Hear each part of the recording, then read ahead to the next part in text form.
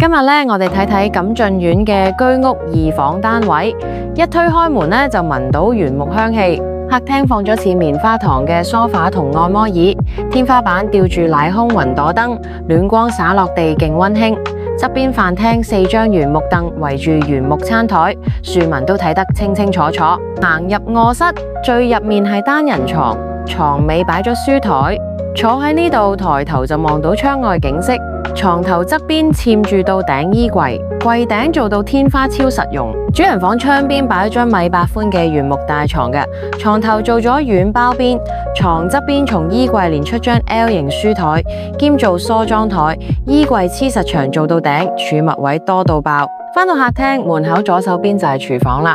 淺木色吊櫃襯住奶白色瓷磚牆，特登做咗 U 型灶台圍住窗邊，成個空間方方正正超就手。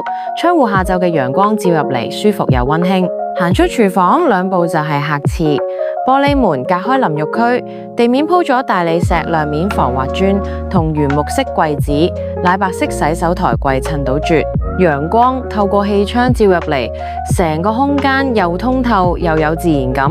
乾濕分離設計，朝早用起上嚟超方便。你覺得點樣呢？